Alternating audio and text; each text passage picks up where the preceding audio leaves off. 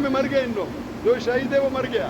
آگے وَلَا بولو. تَقُولُوا لِمَن يُقْتَلُ فِي سَبِيلِ اللَّهِ أَمْوَاتٌ بَلْ أَحْيَاءٌ وَلَٰكِن لَّا تَشْعُرُونَ. اس کا تفسیر بتائیے سر ہمیں. ارے وہی تو میں نے بولا، میں جانتا ہوں. شہید کی 3 قسمیں ہیں. شہید حقیقی وہ ہے جو اللہ کی راہ میں قتل کیا جائے.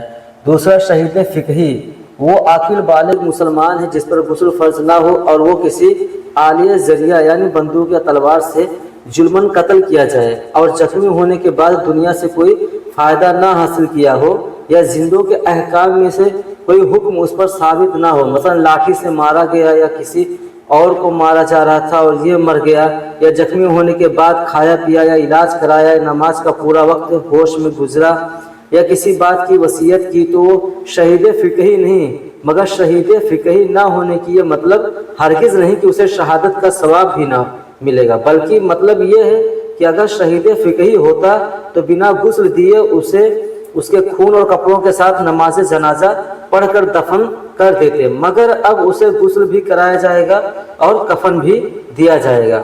تیسرا ہے شہید حکمی، وہ ہے جو ظلماً قتل تو نہیں کیا گیا مگر قیامت کے دن اسے شہیدوں کے ساتھ اٹھایا جائے گا.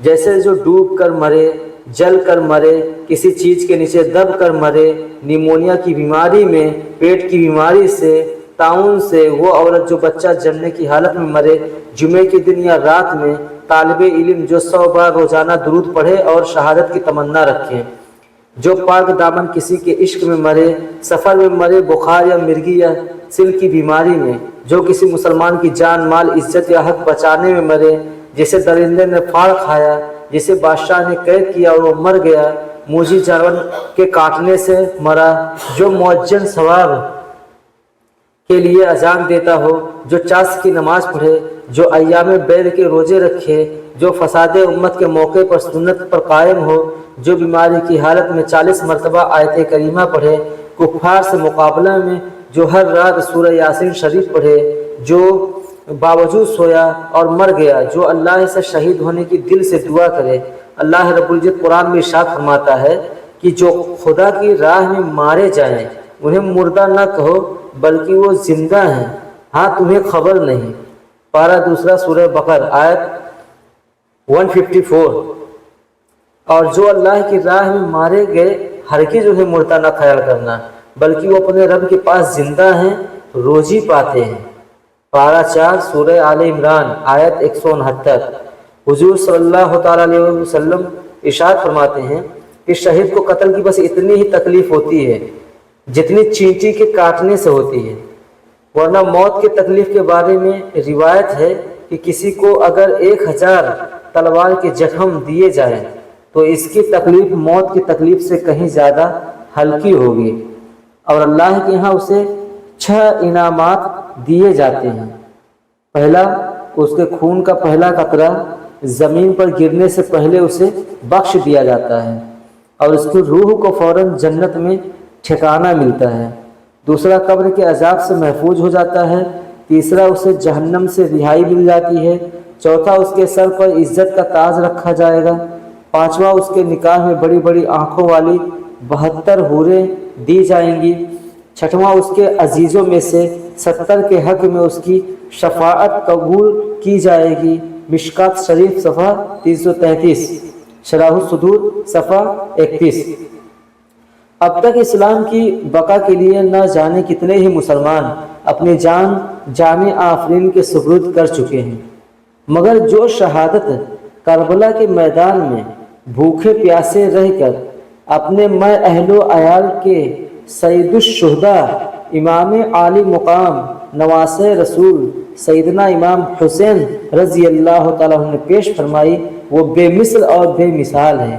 ایک شہید کی زندگی کو سمجھنا ہو تو یہ ایمان افروز حکایت پڑھ لیجئے.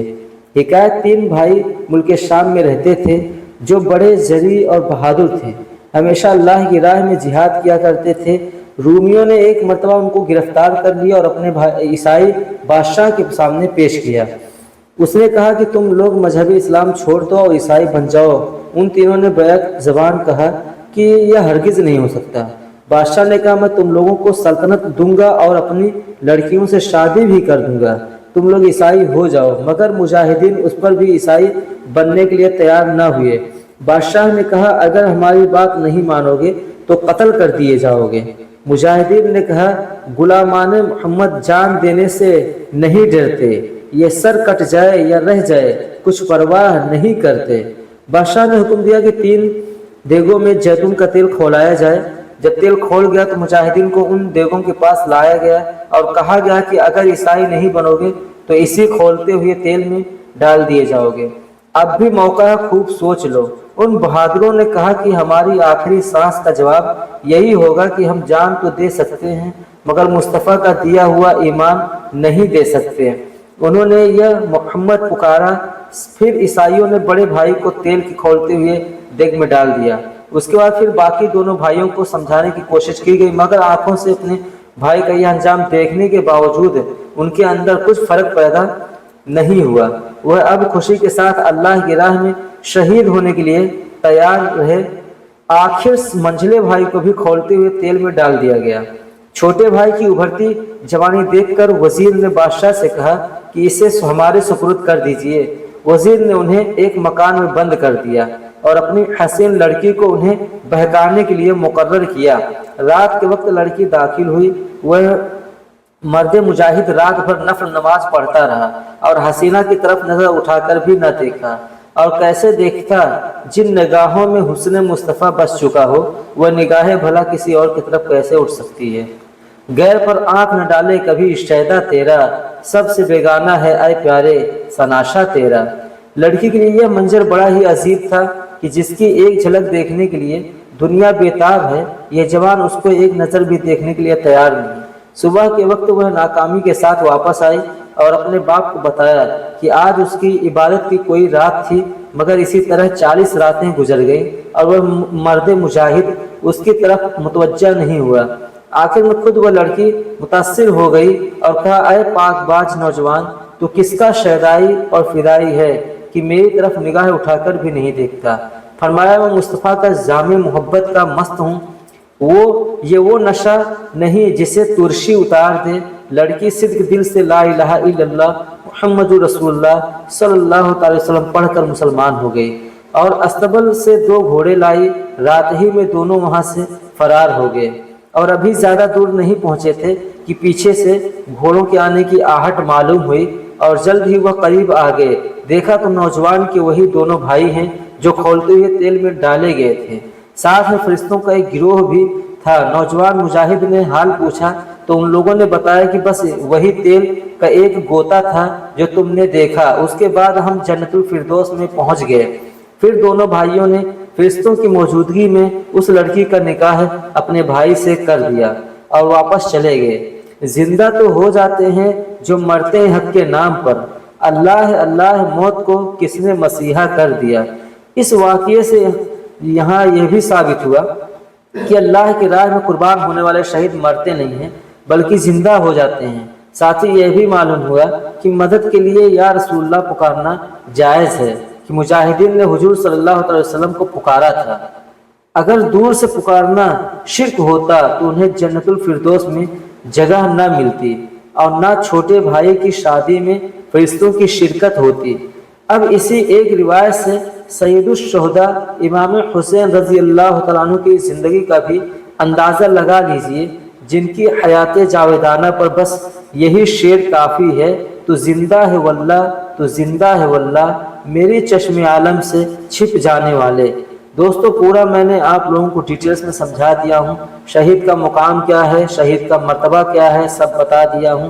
تو کبھی بھی کسی بھی دیوبندی وہابی اہل خبیث کے چکر میں نہیں آنا ہے آپ لوگوں کو، کیونکہ یہ لوگ صرف قرآن اور حدیث کا نام لیتے ہیں لیکن قرآن اور حدیث کی باریکیاں کیا ہیں ان لوگوں کو سمجھ میں نہیں آتی ہے۔ اس لیے ابھی تک ان لوگوں نے پورا قرآن یاد کر کے رکھا ہے لیکن شہید کا مرتبہ کیا ہے وہ بھی نہیں معلوم ان لوگوں کو۔ اس لیے ہمیں ہمیشہ بچ کے رہنا ہے، ہمارے عقیدوں کو بچانا ہے، ہمارے ایمان کو بچانا ہے ان لوگوں سے۔ یہ بھی ایمان کے بھی ڈاکو ہیں، ایمان کے لٹیرے ہیں۔ دوستو چینل کو سبسکرائب کر لیجئے، اسی طرح کے ویڈیو لے کے آتے رہتا ہوں۔ ملتے ہیں نیکسٹ ویڈیو میں۔ اوکے دوست۔